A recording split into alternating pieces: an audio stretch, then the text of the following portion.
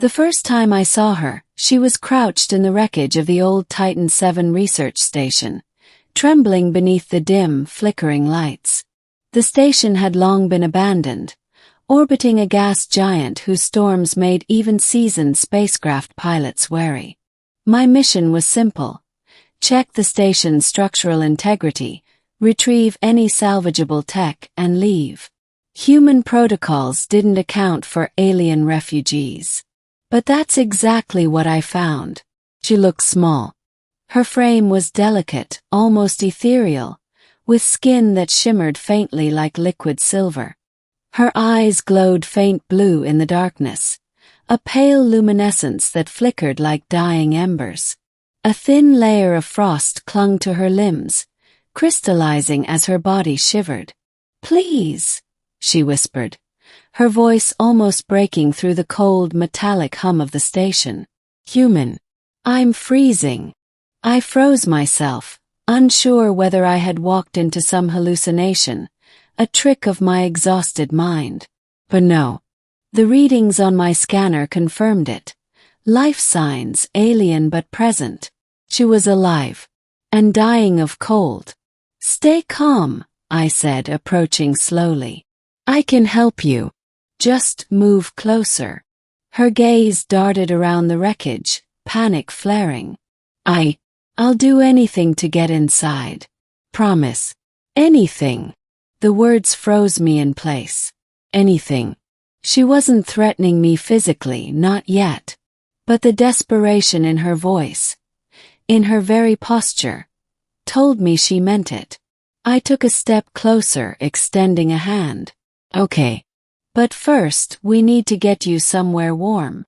She hesitated only for a heartbeat, then scrambled toward me, moving with a fluid grace that was almost otherworldly. Her fingers grazed mine as she passed, and I felt a sudden, unexplainable jolt, a sense of connection that went beyond biology.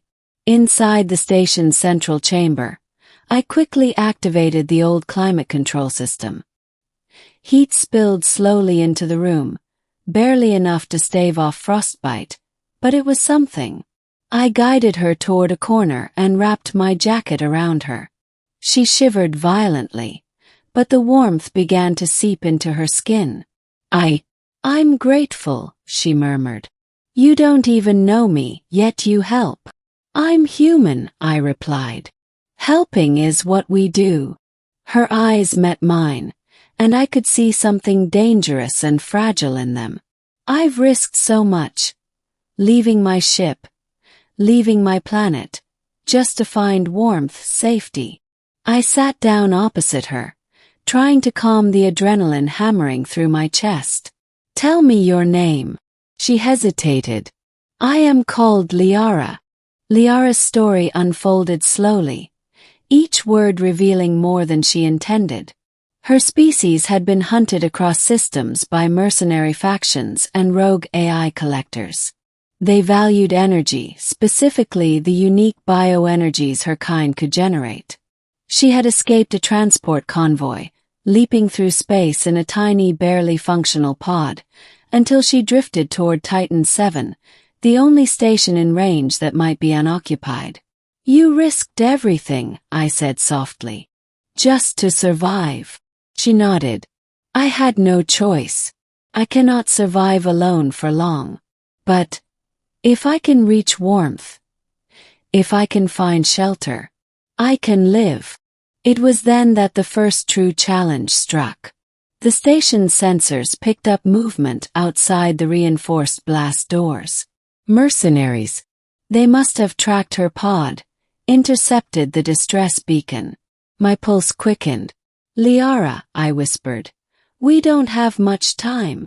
She rose, her body trembling, but her eyes glimmered with determination. "I can help. I can distract them." I shook my head. "No, you're weak from cold. You won't survive outside." She stepped closer. "I promised. I will risk everything for warmth, for safety." "Let me try. Please." I hesitated, then realized she wasn't asking. She was stating a fact. Her survival instinct, honed across worlds and centuries, left no room for debate. "Fine," I said, my voice tight. "But we do it together." The next few minutes were a blur. Lyara moved with uncanny speed, almost imperceptible to the human eye. I followed her instructions, manipulating the station's security systems to create false readings, diverting the approaching mercenaries to corridors that didn't exist.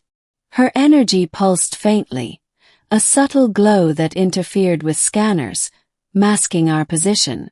The temperature in the room continued to drop, and I realized that if she stayed here too long without proper energy absorption, she might freeze anyway.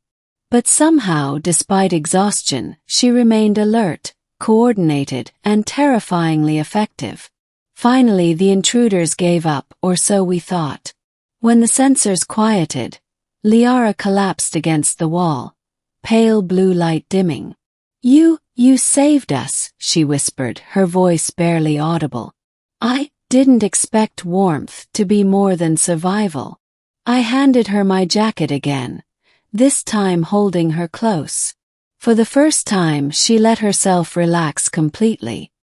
Her hand grazed mine, and that same jolt surged again, the inexplicable connection, as though we shared a single heartbeat for a brief moment. "You're safe now," I said softly. "Nothing else matters." She looked at me, her glowing eyes wide, shimmering with gratitude and something deeper I couldn't name.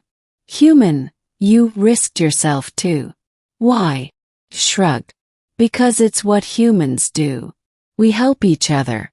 Even aliens." Her lips curved in a faint smile, sharp and delicate. "Then perhaps warmth, safety, and more can exist together." Over the following days, we repaired the station as best we could. I set up energy collectors to help Lyara regain her strength fully, while she taught me to interpret subtle bioenergy signals, an alien language in itself. Our cooperation gradually became something more. A mutual trust, a partnership forged by survival. She spoke little about her past, but her expressions, glances, and small gestures communicated more than words ever could. I learned to anticipate her movements, to sense when she was cold, hungry, or frightened. In turn, she learned to rely on me not just for shelter, but for companionship, for warmth that went beyond the physical. One night, as we watched the gas giant's storms from the observation deck, she spoke softly. "I risked everything to survive," she said, her breath visible in the cold air of the deck. "And yet, I am learning that survival is not all. There is comfort, there is trust, there is you." I didn't respond immediately. Words felt inadequate. But I reached for her hand, and she took it without hesitation. The warmth of human skin against her shimmering cold frame was electric, grounding, and strangely intimate. "Lyara," I said, "you're safe. And you'll remain safe. Here with me." Her glow intensified, pulsing softly against my palm. Then perhaps, risking everything was worth it. The days grew into weeks. Our existence on Titan 7 was quiet, hidden but alive. Mercenaries had abandoned pursuit, deterred by the station's apparently empty corridors and the subtle interference of Lyara's energy. We shared food, warmth, and increasingly moments of genuine connection. One day, she approached me with a question I hadn't expected. "Human, do you think I can trust again?" I considered her question carefully. She had trusted me with her life when the universe itself hunted her. I had no choice but to answer truthfully. "You already have," I said. "You trusted your life to me. That's more than most can claim." Her eyes shimmered, brighter this time, as if the statement resonated deep within her alien physiology. Then, perhaps I risked everything for the right reason. And I realized she had. Lyara had risked everything. Not just for warmth, not just for survival, but for the possibility of connection, trust, and companionship. And in doing so, she had changed both our lives forever. The galaxy would continue indifferent as ever, but here on Titan 7, a fragile peace existed.